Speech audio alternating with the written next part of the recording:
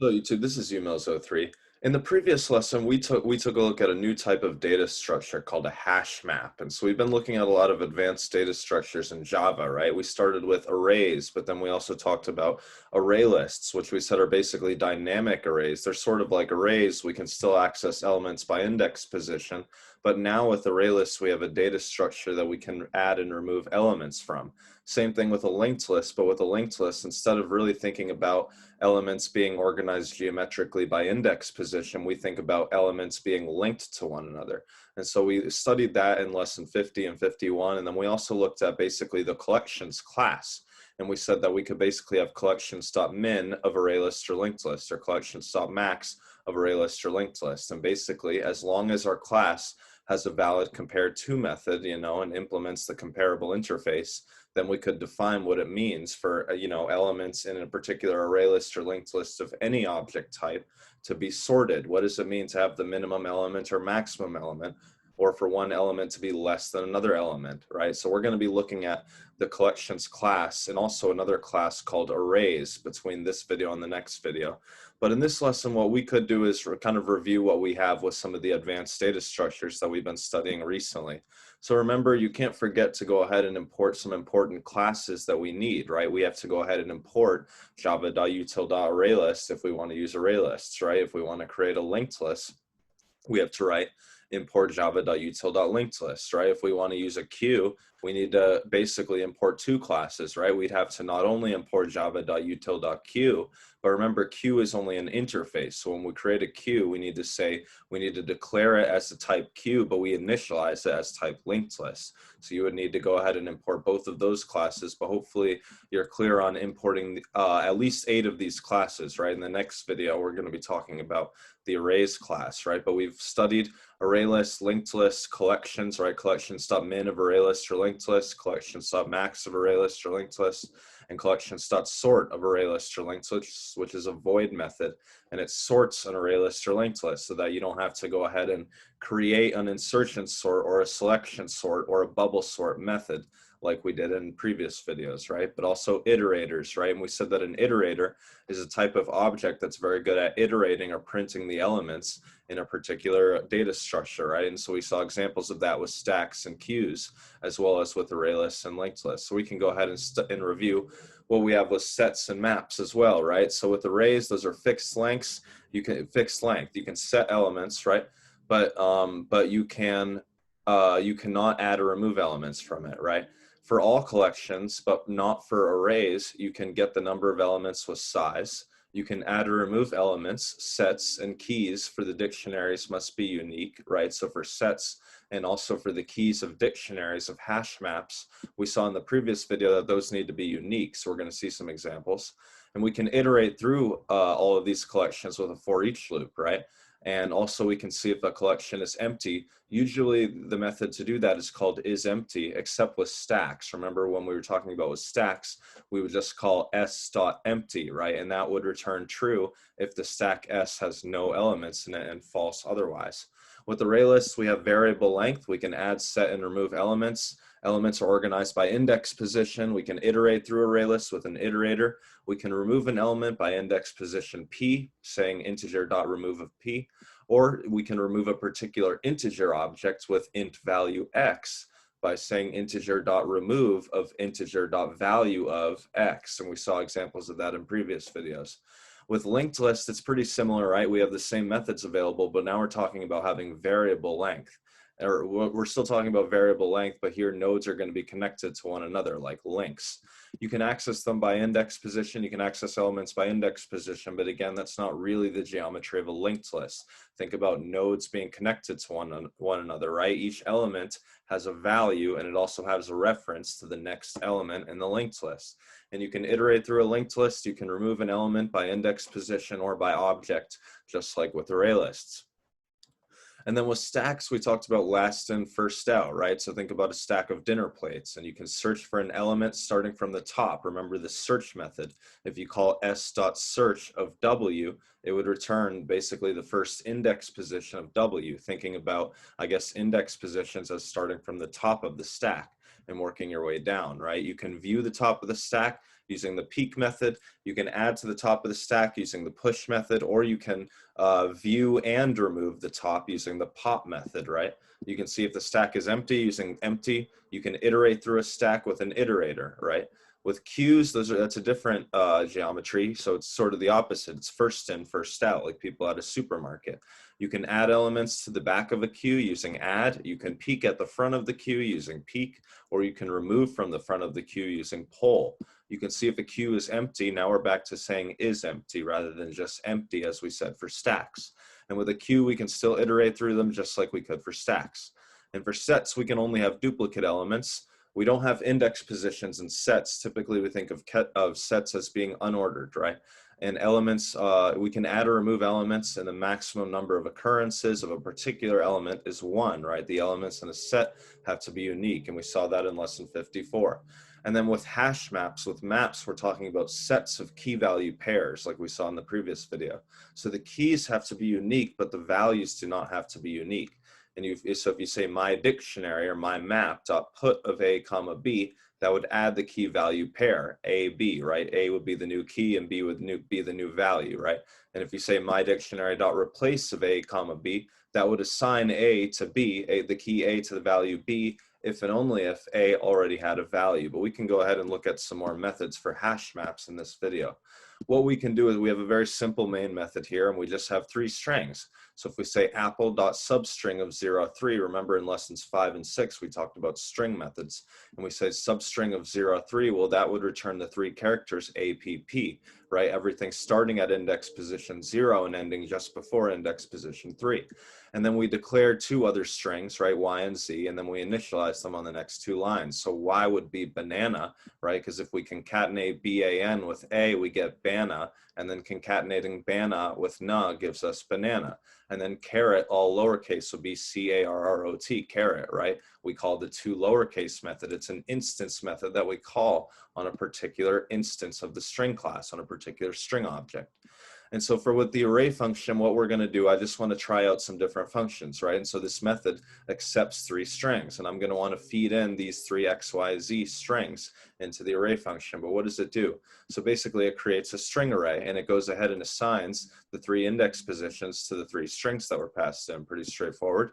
And then we have a try catch block, and we say my array of 3 equals dog. But remember, arrays have fixed length, so we couldn't add elements to an array. And so what we would actually do is catch the exception, and we would say this array has a fixed length of, and then whatever the constant length of the array is, because you can't add or remove elements from an array.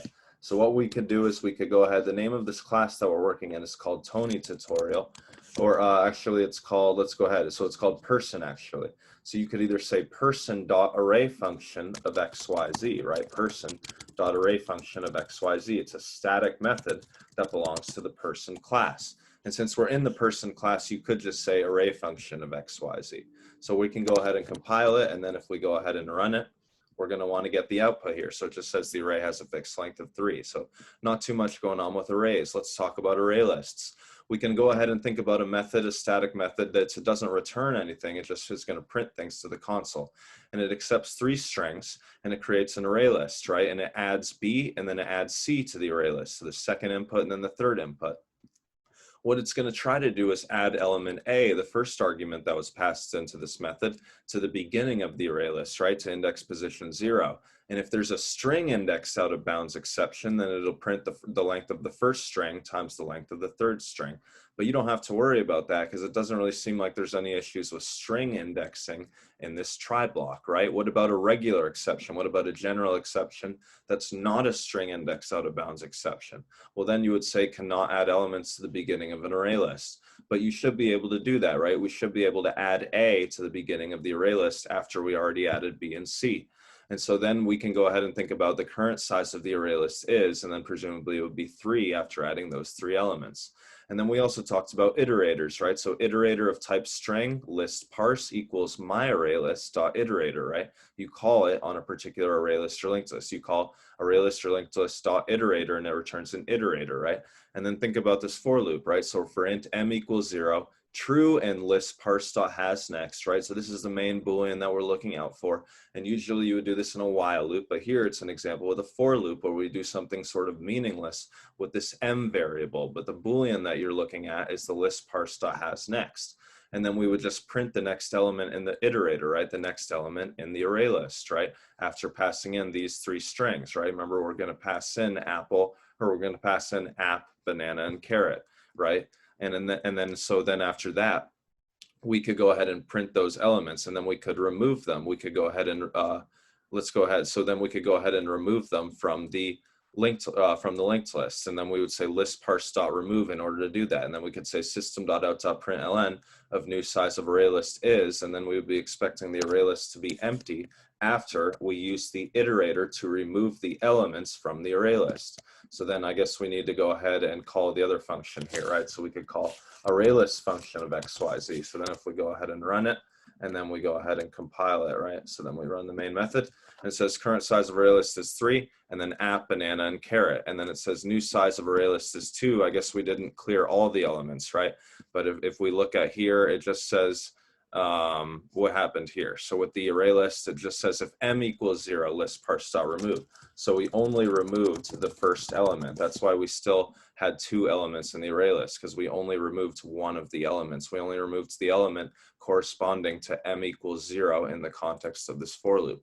We can also think about linked lists, right? So this linked list function will also accept 3 strings, and it's going to go ahead and add C and then add B and then C. So it's totally okay to have duplicate elements in a linked list, right? But we're not going to add A yet, except for when we come into this try catch block, right? Where we say my list.set, my linked list.set of 0, A, right? So that would reassign the element at index position 0 to be A instead of C. So now we're going to have like A, B, C, app, banana, carrot, right? And then if we go ahead, so you don't have to worry about these exceptions, right? It's not gonna, there's no arithmetic exception, but there's not even a general exception. You can certainly change elements at the beginning of a linked list. And so the current size of the linked list would then be 3. And then again, we can use an iterator to go over the linked list. And you could say, well, list parse.hasNext. And then you could say for int u equals 0, u less than 3 or false, right? But or false doesn't affect anything. So this code would just run 3 times, and it would just say list parse.next and then list parse.remove, list parse.next, list parse.remove, list parse.next, list parse.remove. So you would print the 3 elements in the linked list, right? Because that's the effect of calling .next on the iterator that the linked list is based on. And then this removes the elements from the linked list. And if you do that all 3 times, then you would basically see that the new size of the linked list would be 0 after clearing all the elements from it. So then if we go ahead and run it, we're just going to say linked list function or person.linkedList function, right? It's a static method that belongs to the person class, right? And so it would say new size of linked list is 0 if you used the iterator to remove all the elements from the linked list, right? But the iterator is capable of printing all the elements, right? What about with stacks, right? So if we go ahead and call a stack function that accepts 3 arguments, and so my stack.push of A, my stack.push of B, my stack.push of C, and so it's going to basically add those elements. So C would be on top of the stack. And so if we say, can we find A, then it would search for A, and that would be basically at the 3rd index position, right? Because there are 2 elements on top of it. And if you say system.out.println of my stack.empty, that would be false because we already pushed elements onto it. And then if you say my stack.peak, that would give you carrot because that's at the top of the stack, but it would not remove carrot from the stack. And then you can create an iterator based on a stack, and you could say, you could keep popping elements off of the stack, right? And then you could just say, still got one, and then hopefully we would get true, and then false, right? Because as we keep removing elements from the stack, eventually the iterator is not going to be able to return true for hasNext anymore, and eventually the stack is going to be empty. So hopefully that makes sense to you. And then if we go ahead and compile it, I guess I didn't edit the main method to call the stack function, but we can do it here, right? What if we called it with app, and then we called it with banana, right? And then we called it with carrot for the 3rd string. And then that's what we get. So can we find app? And that was 3, and then false, it's not empty, right? And then carrot, and so then we basically, that was peaking, right? That was looking at the top of the stack. And then carrot, still got one, true. And then so we popped off carrot from the top of the stack. And then banana, we're going to pop that one off. And then does it still have one in the stack? Yes. It has app, right? And then we pop off the last top. And then do we still have one? No, false. Does the stack get empty? True, yes. So hopefully that's clear to you and you can understand stack functionality or go back to previous videos to review it. With queues, right, we say queue of type string, my queue equals new linked list of type string. So you initialize as a linked list and you add elements to it with add, right? And think about people at a supermarket. It's like first in and first out. So if you add in app, banana, and carrot, and then you say myQ.peak, that would print the first in. So that would be app. But then if you say myQ.poll, that would remove app, right? So it would return app, but then app would fall out of the queue. And then you would just have banana and carrot. And then if you say myQ.peak, well, that would print the second in, right? That would print banana because that's the new front of the queue after you removed app by calling myQ.poll on the previous line. And then if you say myQ.add of dog, that would go ahead and add dog to the end of the queue, right? So if you say while iterator of type string q parse equals myQ.iterator, while q parse.has next and true system.out.println of q parse.next. And then we could go ahead and say system.out.println of myQ.poll, and that would go ahead and give us the front of the queue and remove it from the queue after we use the iterator to print the elements in the queue, right? But we didn't call qparse.remove, we just called qparse.next. So it wouldn't remove any other elements from the queue other than when we called poll at the beginning, right? But then if we go ahead and let's call the queue function, right? And you can see I'm trying to move quickly here, but I just want to scroll down to the main method and call the queue function, right? So queue function of XYZ. And then we go ahead and run it. And we get app, banana, banana, right? So this was as a result of calling peak, right? And then we called poll, and then we called peak on banana, right? And then we used an iterator to go ahead and print banana, carrot, and dog, because we went ahead and added dog to the end of the queue. And then we called poll at the end, and banana was at the front of the queue. So hopefully you can understand why we're getting that output. And then with sets, right, we can talk very quickly about sets. It's really hard to scroll on this long file, right? But we can have a set, hash set of type string my set. And so here we're declaring and initializing a set on two different lines. And so you could say current size of set, and presumably it would be empty at the beginning. But then we're going to go ahead and add A, B, and C to it. So we could say for int P equals 0, true, P plus equals 1, right? And basically, if you can understand from this for loop would essentially run 20 times, because true is always true. And the only way we're going to break out of this for loop is by calling break. And that happens when P gets up to 20, right? After this for loop runs 20 times.